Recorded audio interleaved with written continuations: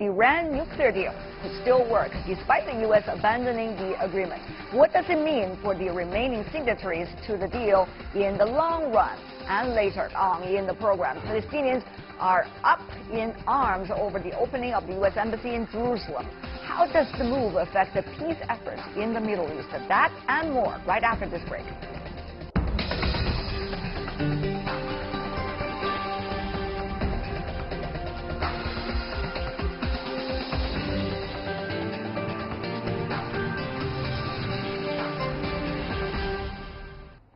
You're watching World Insight. I'm Tian Wei. This program comes to you Monday to Friday on CGTN. Let's turn to the Iran nuclear deal. Iranian Foreign Minister Mohammad Zarif met his counterpart in Moscow on Monday and confirmed that Russia's ready to stick with the deal. So far, the remaining signatories of the agreement have all voiced their wish to keep it, despite the U.S. withdrawing from it last week. The question is how and for how long? Shock and awe, a U.S. military strategy seemingly taken to making deals, or rather, backing out of a deal. The U.S. abandoned the Iran nuclear accord last week, saying it did not cover Iran's ballistic missile program. National Security Advisor John Bolton on Sunday threatened to impose possible sanctions on European companies that do business with Iran, while Secretary of State Mike Pompeo said in a softer tone that Washington still wants to work with Europe to strike a new deal. We couldn't reach agreement with our E3 partners. I am hopeful in the days and weeks ahead we can come up with a deal that really works, that really protects the world from Iranian bad behavior, not just their nuclear program, but their missiles and their malign behavior as well. So far, China, France, Russia, Britain, Germany, and Iran remain in the agreement, which sought to curb Iran's nuclear program in return for lifting economic sanctions. If the 5 remaining countries in the deal accompany us and fulfill their commitments and guarantee the Iranian side that benefits of the Islamic Republic from the deal will be preserved, this agreement will remain in place, despite the will of America and the Zionist regime. Iran's Foreign Minister Javad Zarif began a diplomatic tour to Beijing, Moscow, and Brussels to seek assurances on the deal. Chinese Foreign Minister Wang Yi said China put in a lot of effort into the deal and will continue to work with all parties to maintain it.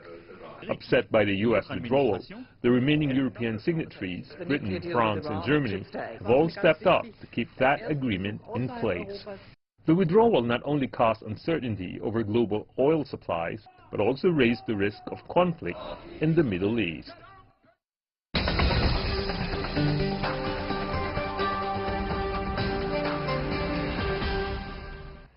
So, can the Iran nuclear deal still work without the U.S.? What is the latest? We are joined in our Beijing studio by Mr. Zhao Tong, who is a fellow in the Tsinghua Carnegie Center. Welcome to our program. Also, we are joined here once again by Douglas Paul. Good to have you once again, sir. And in Iran, we have Professor Mohammad Marandi, who is a professor and dean of the World Faculty Studies at the University of Tehran. Professor, what a pleasure to see you once again. Let me ask you, Professor, how much hope you have in the deal still today, let's just say?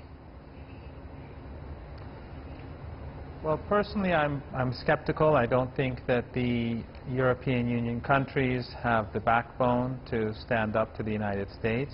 We have to wait and see. I think the Iranian government made the right decision, though, not to withdraw immediately, to give these countries an opportunity to formulate a position and to give solid assurances that they will not allow the United States to intimidate their business people, their businesses, and their nationals. But from what we've seen already in the past, and both past experiences, but also the way in which Macron was treated in Washington, the whole dandruff issue, and the way in which the German Chancellor was treated in Washington, they went and pleaded and appeased Trump, but they went back, even though the Iranians would not accept any additions to the deal. But in any case, they went and tried to appease him, and they got absolutely nothing in return. I think it shows both their weak position and their inability to formulate a strong stance. But you know, that still remains to be seen. I think. But the Iranians believe that Trump is sort of behaving like some sort of godfather, and that he is weaponizing financial institutions, and that if he gets away with this, after Iran, it could be China, it could be Russia, it could be any other country that the United States targets. So the Iranians feel that they've been abiding by the agreement in full. So the International Atomic Energy Agency has said this 10 times. All right. The United States so from you day one wasn't abiding by it, and now Trump pulls out. All right. So let's have also Mr. Paul here. Coming from the land of the Godfather, obviously, according to the words of Professor Morandi, let me ask you, how long do you think the U.S. will still stick to its decision despite of the great efforts apparently made by the European allies to make the U.S. change its mind? Well, we had to get past the first hurdles, which the professor talked about with the visits of Macron and Merkel to Washington, which did not divert Trump from his plans to leave the agreement. The next hurdles will be the imposition of sanctions. We'll have 90 and 180-day triggers for sanctions on companies doing business with Iran, and that's going to make some real difficulty as well. They're doing business with Iran, including U.S. companies. So will the opposition voices in the U.S. be strong enough to make the president change the mind? I'm very skeptical that could happen. I think there is sympathy among the European capitals and even elsewhere to discuss Iran's metastasizing efforts to support revolutions in Syria, Iraq. The growth of Hezbollah's influence in Lebanon is a source of concern, and the additional weapons programs are of concern. But it's one thing to have a set of concerns, it's another to find a strategy to help resolve them. And in the Iranian situation, we had a kind of perfect storm when people came together for the JCPOA agreement, and there were politicians in Iran who were able to get the deal done. Right. Today, there are the issues on which the U.S. wants to open new negotiations are those with the people who least want to have those negotiations. That is a big difference that we are talking about here. Mr. Zhao, of course, the Iranian foreign minister now on his way to Russia and also to European capitals, trying to see what can be done besides assurances verbally. What else do you think can be done in order to, shall I say, fend off the sanctions that the U.S. might put on companies that are dealing with Iran, and of course including American companies as well? Well, I think at the end of the day it would be very difficult for the European countries to challenge the U.S. pressure. So I think over time it's likely the European business in Iran would wind down.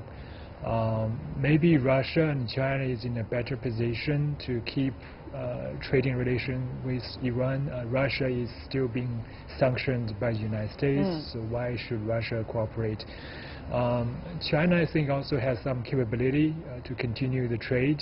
Some Chinese companies don't rely very much on the U.S. market, don't really deal with U.S. Financial institutions, so they might continue trading. And also, it's fully legal for Chinese companies to do so. There is no UN sanction to prohibit that. Right. But I don't think those Chinese or Russian or Indian trade with Iran would make up for the loss from the loss of I see. European, That's going to be a loss for Iran, of course, when there is sanctions. The reapplication of sanctions could hit Iran hard. Some believe the 2015 nuclear deal has helped Iran's economic recovery, of course.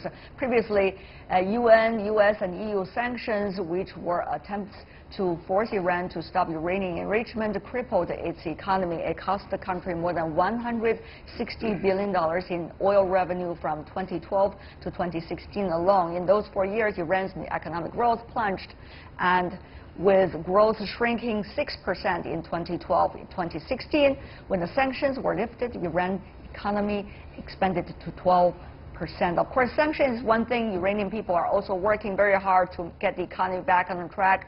But Professor Morandi, besides getting verbal assurances, what else can Iran do? Will Iran restart its nuclear weapon program if the deal cannot be carried out?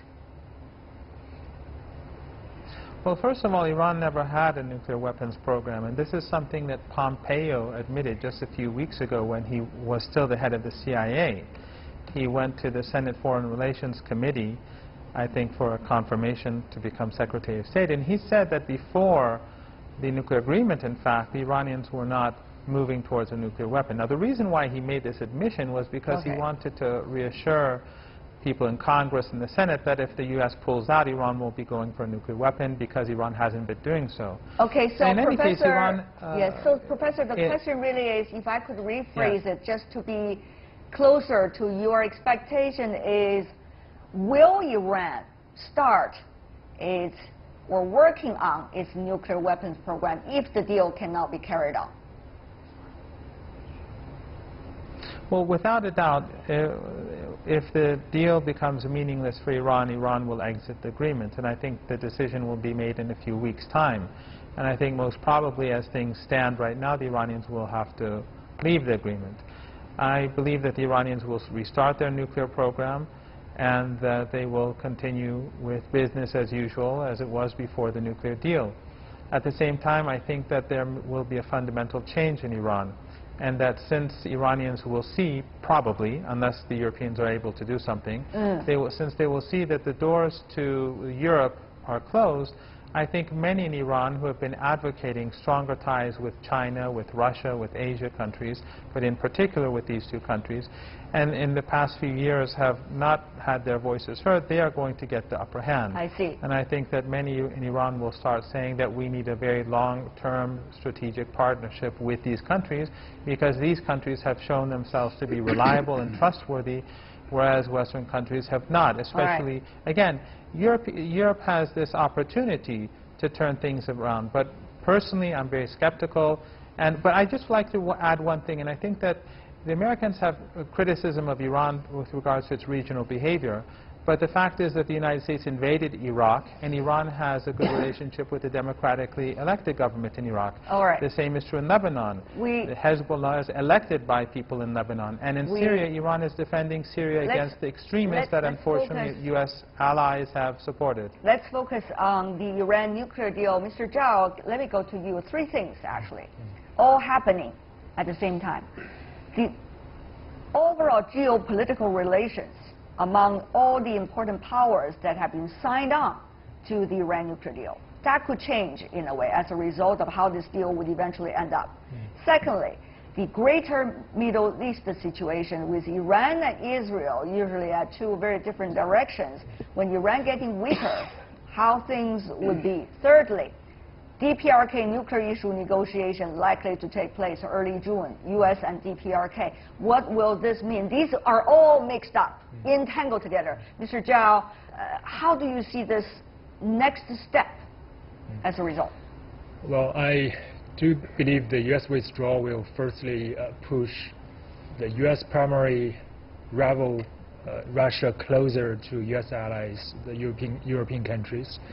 That would make the U.S. more isolated, and also it doesn't really help resolve the North Korean, the Iranian regional behavior, the support of terrorism, etc.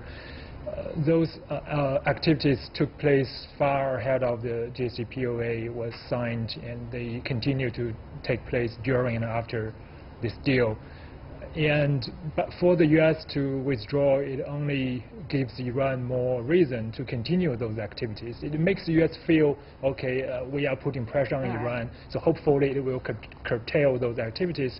But I don't see that happening at all. I see because the Iranian is really, rivalry has a long historical root that cannot be resolved. But I do believe for the foreseeable future, Iran is unlikely to restart a nuclear weapon program. Iran is now, completely monitored comprehensively by the international community. If it makes any step in that direction, it will be quickly detected, and the international community has every opportunity to intervene militarily. But it's a different thing for Iran to restart, to expand its civilian nuclear program. I think that's a totally different issue. Argue for a more better, larger scale civilian program, because it can use that to develop dual use capabilities. All right, Mr. Paul, What do you think of the mixture of these elements in the possible effects of this breaking up of the deal? Secondly, is this going to be the Iranian issue, the divide between the United States and its ally European countries for a long term? Mr. Paul. Well, on this issue, there may be on the Iranian issue, there may be a long-term divide, but there are a lot of areas where the U.S. and Europe have to come together as well. I think the one thing that has not been mentioned here is the American domestic political scene. Absolutely. These things would not have happened, whether it's North Korea, Iran, and others, if there's not an effort by the Trump administration to look like it's absolutely not the Obama administration, and to tell the voters in America they're taking a new approach. Now, whether they have a plan B or a scheduled outcome or good results is not, I think, so important as making that first point. Well, we'll see whether they have a plan B. For now, we have the plan A being witnessed, and what is next? That's going to be a big question mark. But for now, I want to express my appreciation for the three of you. Professor Mohammad Marandi coming from Iran. Thank you so much, sir, for being with us. Mr. Zhao Tong here in China, and also Mr. Douglas Paul coming all the way from Washington, D.C. Really appreciate it, gentlemen, for being with us. Thank you. You're watching World Insight. Still to come on the program.